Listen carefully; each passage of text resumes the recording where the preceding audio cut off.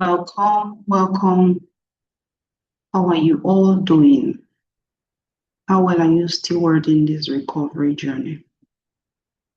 I want to believe you're doing well. You are coping, you're taking it one day at a time, you're building healthy coping mechanisms, sleeping well, building positive pro-destiny associations, changing negative belief system. No, deconstructing negative belief systems.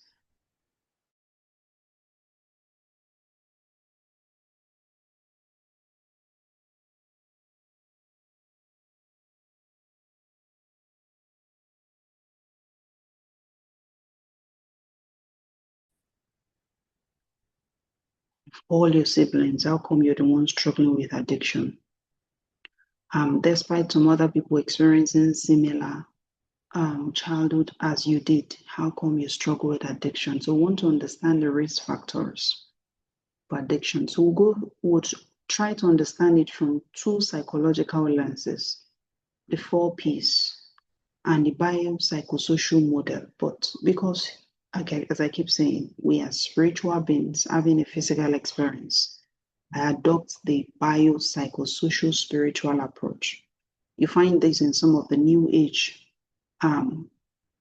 psycho-spiritual teaching, but I teach this from the Christian lens. But it's liberal, so just come with an open mind, regardless of whether you have another faith.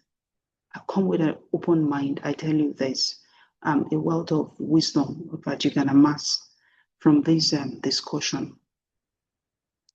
Now, as we've been saying all the while, addiction is not caused by one single event.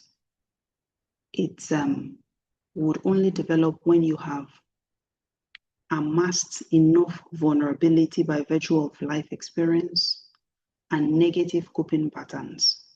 When these two intersect, I would say that individual has developed enough vulnerability to have an addictive disorder.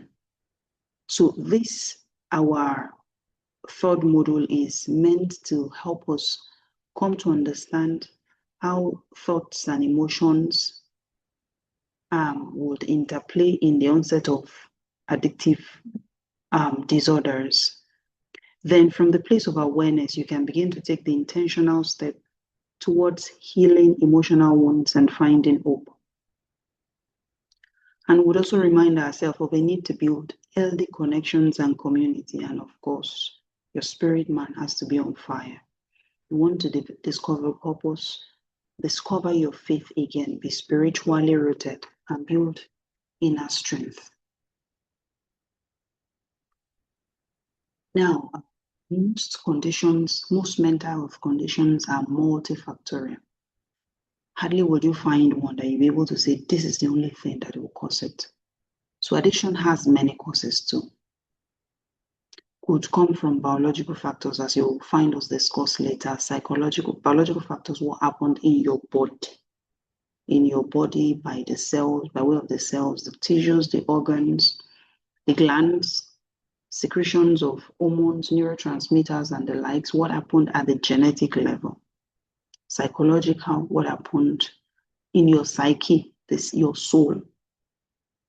Then social factors, your environment, your relationships, your interactions, would either steward you towards addiction or recovery. Then, of course, spiritual factors, separated from God or connected to God, have unhealthy beliefs about the fatherhood of God.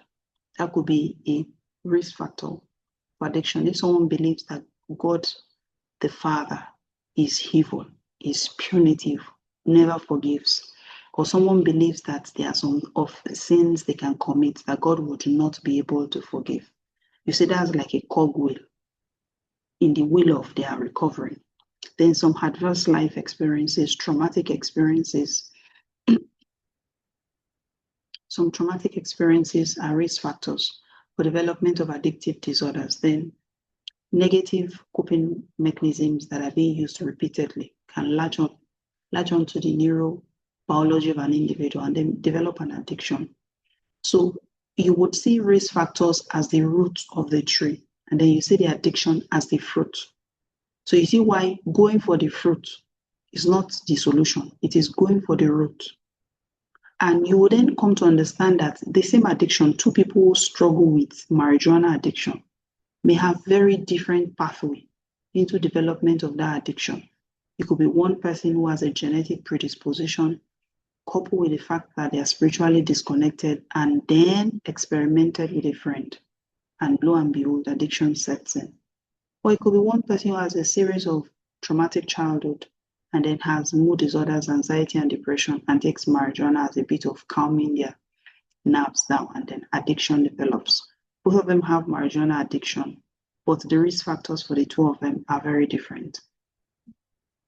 So the 4 P's that we talk about in psychology, psychiatry, the field of mental health in entirety would address predisposing factors, precipitating factors, perpetuating factors, and protective factors. Please sit with this. As I explain, you should be able to ask yourself and answer the question, what are my predisposing factors? What are the protective factors I have?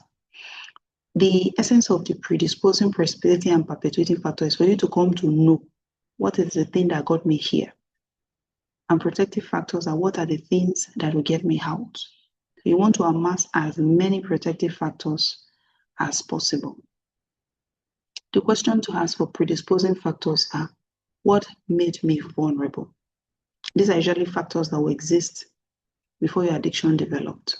So maybe grew up in a family where father struggled with alcoholism, grew up in a family where there was parental separation, there was physical abuse, there was sexual abuse. These are predisposing factors.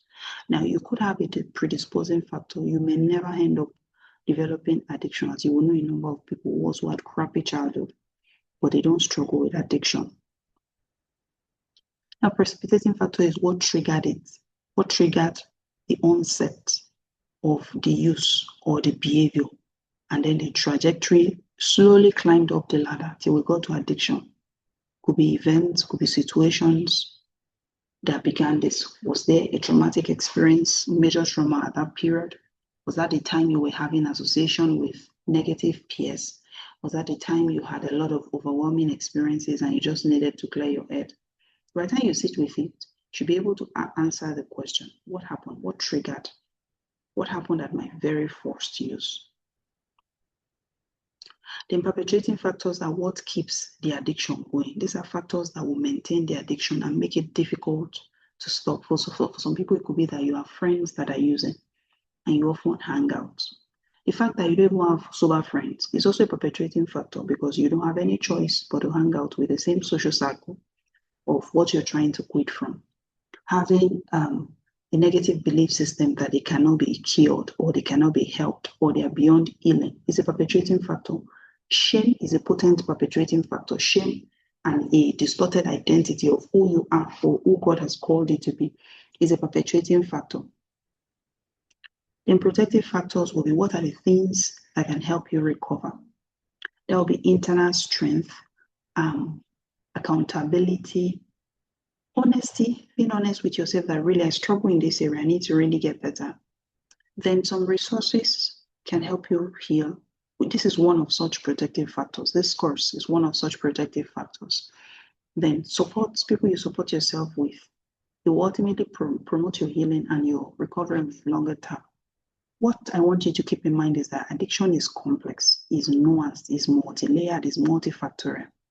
It would not be the best to say you want to just address it from the point of view of I just want to quit. It's multi-pronged, has so many prongs attached to it. And you want to have a sound understanding of all the components so that you can address with as many arsenals as possible. Because ultimately your plan is to build a whole person, or to become a whole person. Your recovery journey, your recovery plan is towards becoming a whole person, not just quitting an addiction. So now the predisposing factors can then be divided into biological, psychological, social, and spiritual factors. Remember what we said about the predisposing factors. What made you vulnerable to developing an addiction? Biological factors could be family history. Maybe you had a father, or you have a sibling, or you have an uncle, very close relation, who struggled with addictive behavior. Could be to cigarettes, because in their own generation, what they did was cigarette. But now in your own generation, you're doing weed, you're doing Canadian loud. So family history of addiction because then the behavior and negative coping mechanism and negative thought patterns has now been wired down the line in the family's DNA. Then genetic vulnerability, there are a number of people who will take alcohol, and as they just take alcohol, they sleep. And there are those who will take alcohol and they're still good. The fact that you can tolerate a lot of it is an alarm bell, because your chances of becoming addicted is high, because it means you will drink more before you have the same level of satiety that other people would have. The more you use, the higher the chance of it rewiring your brain. So if someone has a genetic vulnerability for certain substances of abuse, you find that such individuals are at a higher risk of developing an addictive disorder. Then attention deficit hyperactivity disorder. These individuals usually are restless, agitated, they have an internal restlessness, and they're also physically hyperactive. So some of them, in a bit just to calm themselves down, to be a bit more settled, maybe tilted towards addictive behavior. Some of them, not all of them. Now, when you couple it with a number of other psychological, social, spiritual factors, you have a recipe for possibly developing addiction. Then, and most of these mental health issues, bipolar disorder, anxiety and depression, someone who is impulsive, many times we act, then think. It should be that you think before you act. Someone with chronic pain, chronic headaches, chronic joint pains, chronic back pain, and then you're placed on prescription medications. If the individual has a number of other predisposing factors and the prescription medication given, excuse me,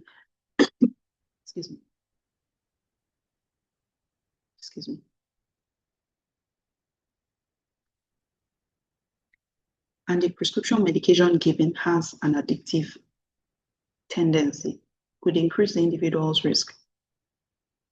Then sleep disorders, and then you were given something to help you sleep. Most sleeping pills in the hospital have addictive tendency. So the aim is to deal with what is causing the sleep disorder on a longer term, not medicate it away. Then people who are high sensation seeking, who have such personalities, always looking for the next high, for the next excitement. These are all biological vulnerabilities that increases their chances of developing an addiction. Now, psychological factors would include having a history of childhood trauma, emotional neglect, physical or sexual abuse, having low self-esteem or distorted self-identity, having shame or guilt, or carrying shame and chronic shame or guilt, having a perfectionistic tendency, then someone who struggles to regulate their emotions, or people who have insecure attachments. And a number of other things could predispose them to developing addictive disorders. And now within the social construct, poverty is a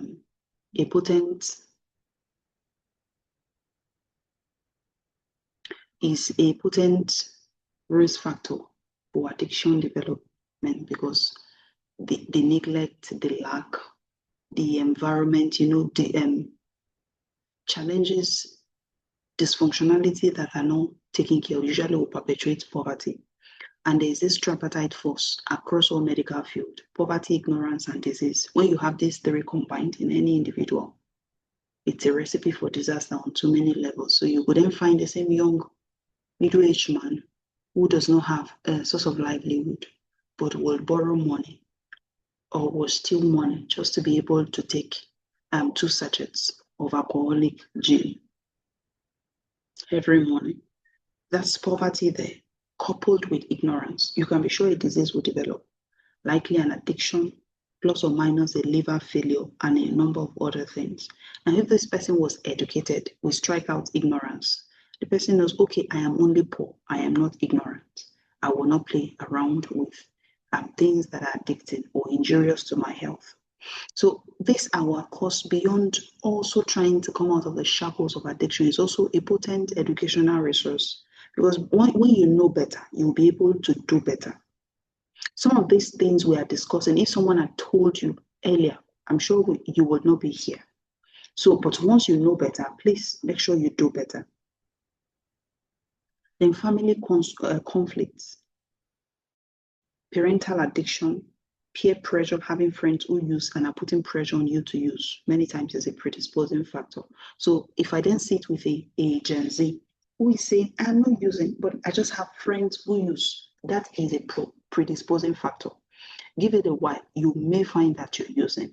So you can't say, I am sober, but I have addicted friends. I mean, how do we explain that? That would be someone who says, I don't have tuberculosis, but all my friends have tuberculosis, but I am very sure there's no way I would develop tuberculosis.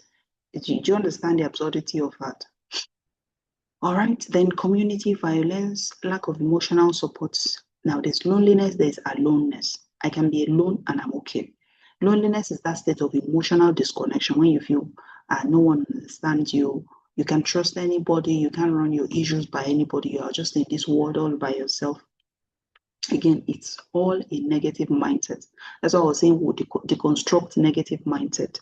Nobody is alone in the world. If terrorists will have wives and children and we'll be able to call them, this is my daddy, this is my husband, knowing fully well that they go out to kill other people, how much more you, child of God? So don't you ever believe that you're all alone, that nobody loves you. Okay, so people who are victims of bullying, then poor parental supervision. So you have the 13-year-old who is not being supervised because both parents are busy at work and they come by 9 p.m. And the 13-year-old goes to play in the neighbor's house and the neighbor drinks and smokes. You know, that's right there is a predisposing factor. That innocent child had no idea or intention. But before you know, the boy is 15 and now he cannot stop smoking. And a number of people I meet or who are my clients would have this similar history. It's peer pressure coupled with poor parental supervision, coupled with maybe family dysfunction, and a number of other things, and with poverty, and then before you know it, addiction sets in. Then growing up in an unstable environment is a potent risk factor. So what are predisposing factors spiritually? When you question your faith or identity, regardless of any religion, you must be a person of faith. Science and psychology has proven it over and over again that anybody with spiritual rootedness, it provides a kind of psychological anchor. Genuine spiritual rootedness provides a kind of psychological anchor and positive coping mechanism because you're able to give it to your higher power. And then in this case, our higher power, at least my own higher power, is God and it's Jesus Christ. But you want to be sure that you are spiritually rooted, you're spiritually anchored. Then some other predisposing factors are disconnection from your values or beliefs. So you grew up in that environment where you know that substances, I know no, alcohol, I know, but then you now change location and you're completely disconnected and you're like, what's the big deal? No big deal. Such individual will likely do worse than an individual who had a very neutral mindset, who grew up in an environment where they have a neutral, liberal mindset to substances use, because that individual, there's a disconnection in their soul, and then they're acting out of rebellion. Rebellion would always bet dysfunctionality. Then spiritual isolation, moral injury, feeling that what you have done is unforgivable, or what you have done is the worst. Nobody has done something so bad. That's a moral injury that injures your spirit, man. That's not a place you want to be. There's nothing you have done that is unforgivable, that is irredeemable, that is so bad. You understand? You know, there's that song that says there's no shadow you won't light up. There's no shadow you won't light up, mountain you won't climb on, coming after me. It just means there's no shadow you will not light up. There's no mountain you will not climb on. There's no wall you will not kick down, coming after you. So there's nothing you can do that is so far off. Please believe that. Then people live lives without a sense of meaning, persistent guilt, hopelessness, loss of purpose. Now, at this point, these individuals are not struggling with addiction, but they carry these biopsychosocial-spiritual states, and these are potent predisposing factors. So these factors would increase your vulnerability. They don't necessarily cause addiction.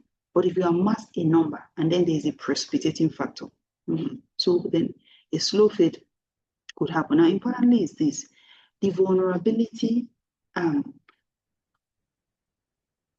is not weakness. It's because most of this, when you really sit with it, most of this happened to you. You did not choose them. It's a signal that you need support, that you need help, that you need healing, that you need growth. So don't listen to me and you're like, oh, I have 4, I have 5, I have 6, I have 7. And then you're like, oh, poor me. No. Most of this happened to you. You did not do them. And these factors should not define you. Rather, they should help you understand your own story. And from that place of understanding, you steward your healing. Now, what are precipitating factors? These are factors that triggered the onset of the use before the addiction now sets in. So common triggers could include prolonged overwhelm. You are in school and you have exams back to back, and you're not able to focus because you can't sleep and you're restless and you're agitated, and the friend says, take this tablet. You feel calm. You'll be able to stay up at night and read. You see, that was the precipitant. Then migration or major life change. Somebody loses a parent, bereavement or loss. Someone was involved in a divorce or had a relationship breakdown, and then they say, let me just take alcohol to be able to clear my head. And before you know, it's a slow fade. Then chronic stress or pressure, loneliness or isolation. Please, you know what I said in earlier days, aloneness, there's loneliness. Loneliness is that state of emotional disconnection where you're like, nobody will understand the way I feel, or there's no one out there for me. And then you feel you can handle the emotional pain, and then you use substances or behavior as a means of escaping or coping. Then someone who has a failure or a major life disappointment, job loss, financial pressure, trauma or abuse, serious illness or coping or chronic pain, yes, particularly for prescription medication, chronic headache, chronic joint pains, chronic back pain, and then you're given some prescription pills, the class of painkillers called opioids, and then you use, and you find that it takes care of more than physical pain. It takes care of also emotional pain, and then you continue to use. Before you know, tolerance builds up. And then when you don't use it, your body is agitated, you're restless, you're anxious, you're irritable, and then because there's now a neuronal rewiring, and your body is already seeing this as part of us. So now it's important to know that while your past experiences can create pain, your response to them can create change. So a question that I want you to really sit with and reflect on is, what was happening in your life around the time that the addiction developed or escalated? What was happening? So perpetuating factors are factors that would maintain the addiction and make it difficult to stop, even after the original trigger is gone. So now the job loss has been restored, or now there's no serious overwhelm, or now you are in another relationship, but you find that the addictive behavior still continues, the porn still continues, the substance use still continues.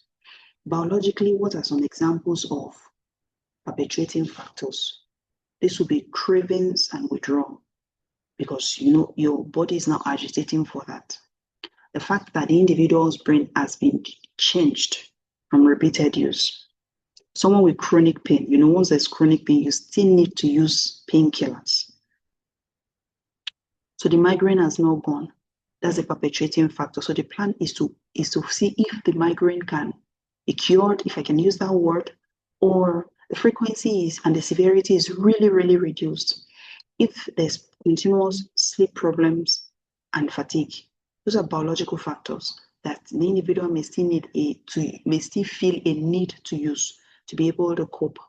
Then psychological factors could be shame and guilt. Shame in the fact that they are bad. You know, I described there's a difference between shame and guilt. Even guilt should not be chronic. It should be, it happens, oh, what I did was not the best. What can I do to make it better? And I pick myself up immediately, not that I wallow in the guilt. Shame is like a wet blanket thrown over an individual. So these are psychological factors that may continue to perpetuate the addiction. Anxiety and depression, for which if I have a client who struggles with anxiety and depression and then addiction, my plan is to take care of the anxiety and depression, because it will be a challenge for the individual to overcome the addiction while they are still struggling with mood disorders. So that could be therapy, that may be medication, and that may be therapy plus medication.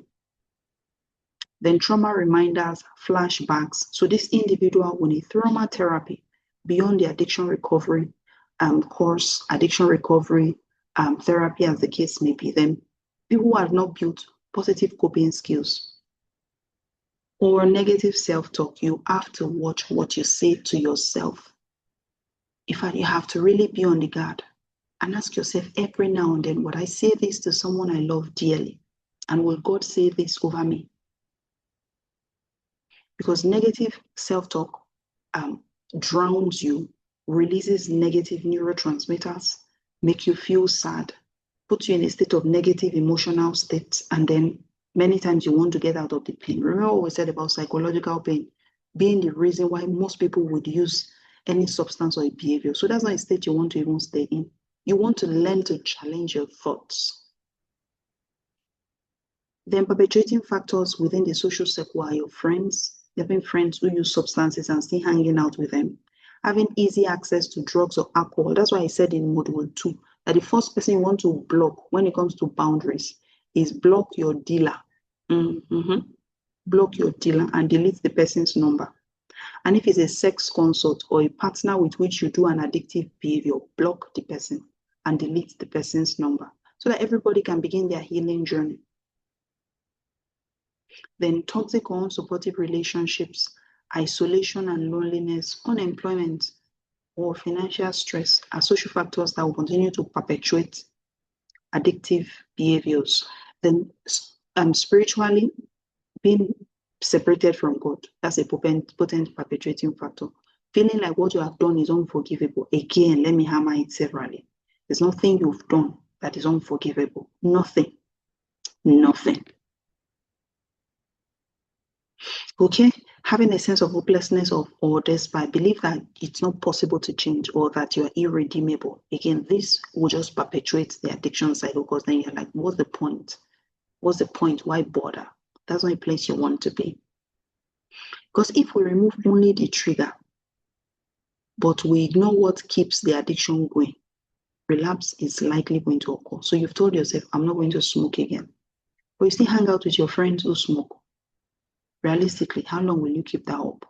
Because there will be another trigger, and your way of escape that you have always known is standing right in front of you in the hands of your friends.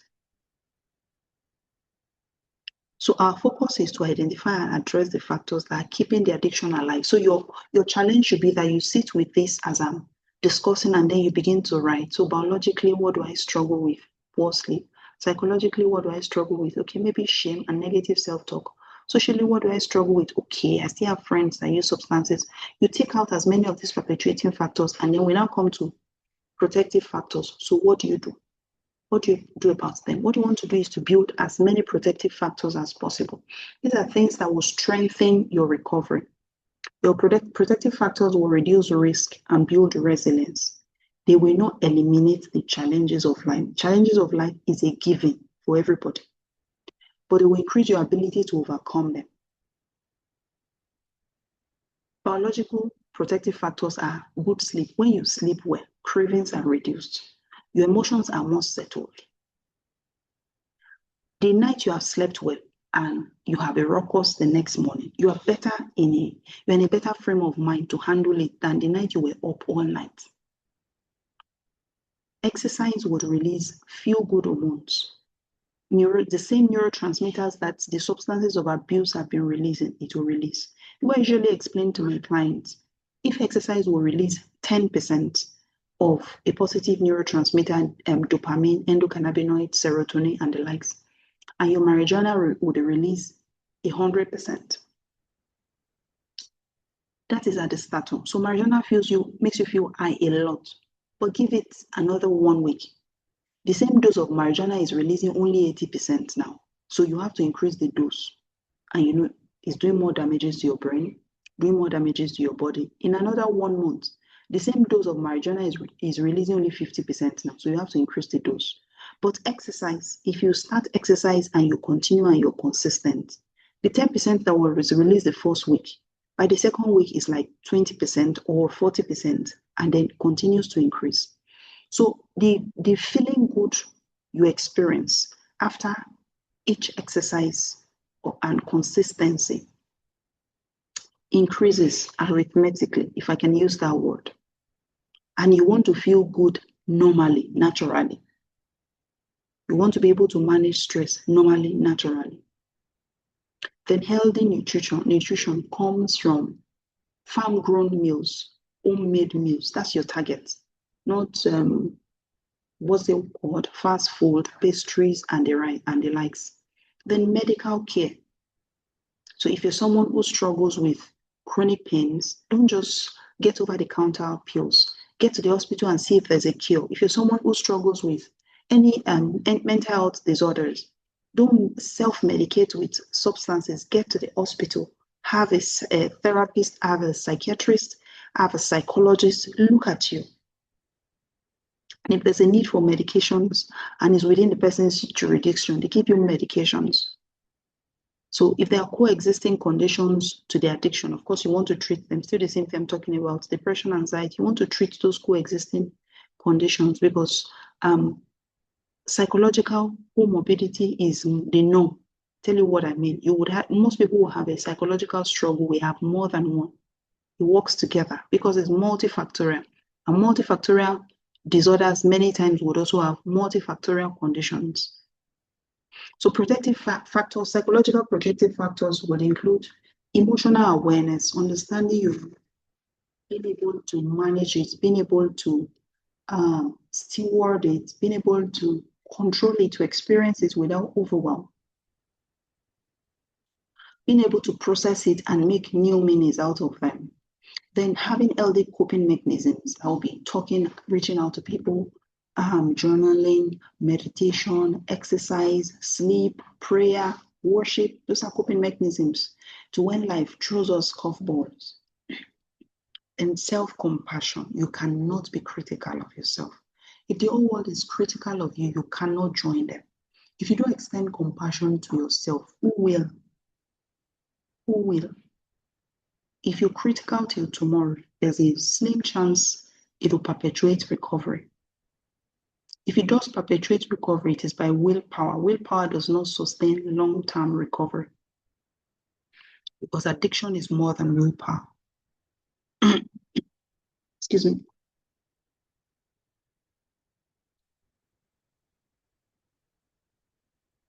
Then therapy is another thing you want to adopt, and hope, you have to hold on to hope.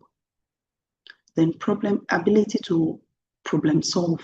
So an issue happened, that's one of the many curveballs of life. You should be able to sit and ask yourself, what do we do in this situation? How do we make it better? To escape and say, let me just smoke this thing and just clear my head for a while. No, the problem is there when you come back sober. It's there waiting. So, because what I usually ask my clients is, do we want to keep running or do we want to face the issue, face the problem head on? Okay, so social protective factors are supportive family, may not be family of origin, maybe church community, maybe friends who have turned to families, healthy friendship, maybe mentors, then accountability partners, people that know that you're in recovery and you can defer to, they can call you up and ask you, how is it going? They can call you up and ask you, I saw you at so place. What were you buying there? I saw you hanging out with so and so person. What are you doing together? Knowing that you're on a recovery journey. Then recovery groups, of course, stable employment, stable housing. So that would then be, if you're listening to me and you don't have a job, who gets a job? Even if the pay is meager.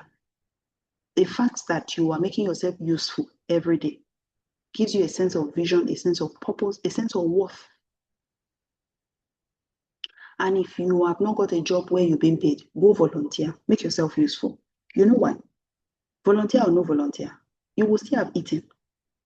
And then you would have spent the whole day lounging, doing nothing. So why not start sowing seeds of volunteering? Volunteering ultimately over time would also do the same thing that exercise will do for you. Release positive neurotransmitters, and you want to feel good normally, naturally, legitimately. And of course, safe housing. So spiritual protective factors are faith, prayer, meditation, forgiveness, yourself, and others. Seeing people who traumatized you. Forgiveness is a journey anyway, but at least you want to have that awareness that I have to bury the hatchets and let some things go. Because I can't be asking God to forgive me if I hold on to other people's heels. Regardless of what anybody has done, people act out of their brokenness. Broken people break other people. then you want to hold on to hope. Remain grateful. In fact, gratitude is another potent mental health resource that we all must hold on to. Regardless of how bad, there's always something to be thankful for. If you are still here, you're not 6 feet under, I tell you there's something to be thankful for. The person who is looking for food should be thankful that they even have an appetite and they have intestines that work, because there's another person in the hospital who cannot even eat and will need a surgery. The person who is wishing that they had a toilet to poo, sorry that I'm giving a very graphic kind of explanation, should be thankful that they even have intestines that work. There are those who will need a surgery to be able to poo, to be able to pee. You understand? And the person who says, my house is chaotic, there's always too much problem in this house, should be thankful that they even have a family, that they even have a house. So when you look at it in the grand analysis of things, even if you're on oxygen, what are you thankful for? Yes, you're thankful for life. Because the person who is dead has nothing to be grateful for. Then you want to find him. Do activities that are meaningful. Activities that are meaningful are things that honor God and benefit humans, however small that is. Plaiting someone's hair, helping someone wash their clothes, helping someone wash their clothes and their car, teaching a little child, whatever honors God and blesses humans. Those are meaningful activities. It doesn't have to be grand. You don't have to be the one paying the school fees of 100 people. If you can, we give God praise. But start small and be consistent, and then watch God lift you and give you opportunity. Because if you can be trusted with little, then you can be trusted with much. Then service to others, still the same thing. And you also want to connect with a community of faith. So be planted. Another challenge is go find a church. Don't just do online church. Online church is wonderful, but find a church where they will be able to call you up and say, so and so, we didn't see you in church. What happened? Because addiction thrives in isolation. Recovery happens in connection. Protective factors are the anchors that will keep you steady in the storms of life. And they are the wings that will help you rise above addiction. And you know what I said earlier? Every healing resource is already within you. Most conversations, books, videos, therapy are to activate it. So this conversation is also to activate, because when you now sit with yourself and ask, what are the biological factors I could put in place? Is accessible to you. Psychological factors accessible to you, social accessible to you. So your recovery journey then is about discovering what they are, where they are, rebuilding and strengthening them. So now, if you will be able to steward long-term sustainable recovery, it requires that you pay attention to every part of your life. It's like looking at a 4-legged table. If you remove one leg, your table becomes unstable. If it's the spiritual area you're not paying attention to, your recovery journey is unstable. If it's that you don't mind your social circle, your recovery journey is unstable. If it's biological too, your recovery journey is unstable. Your ultimate goal is to build balance and strength in all areas of your life so that your recovery can be deep, it can be lasting. And from there, you can give life and blessing to other people. So what are the things that you're then going for biologically? Your brain, your body, your sleep, your physical health, your energy levels, and what impact the substance has had on you. Many times this you would need the help of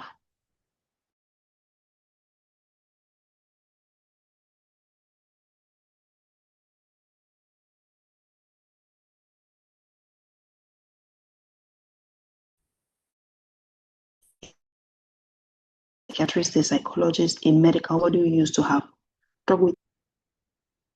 Psychologically, you want to pay attention to your thoughts, your emotions, your beliefs. We'll come to discuss CBT and how this affects addiction, because your belief system influences your thoughts. Your thoughts will influence your emotions. This will influence your behaviors. This will influence your life on a longer term. You want to take care of the trauma history. You want to build healthy coping mechanisms and take care of your mental health.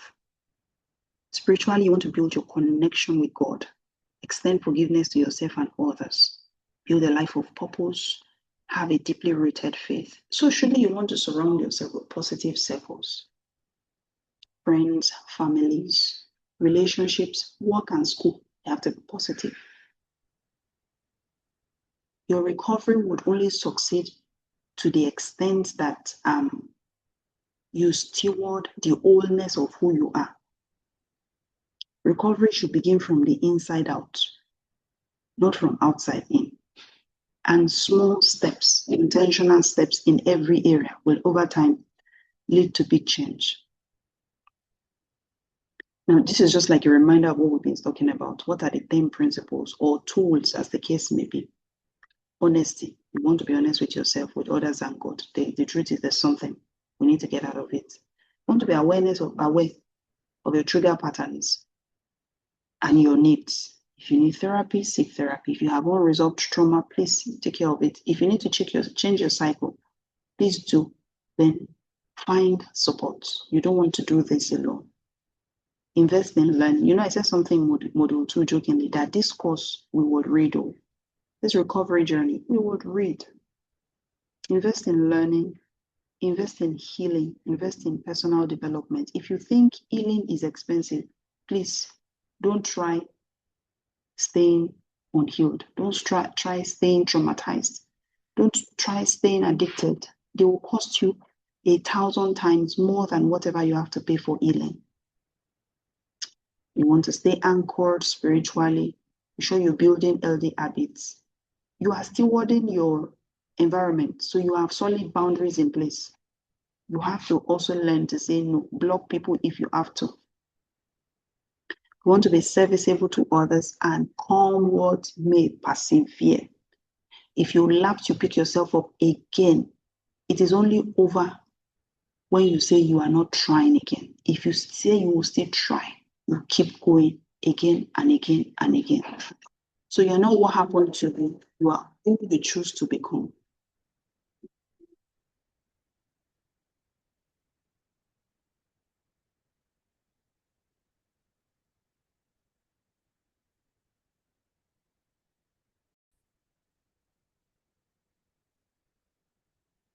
Now, as we close this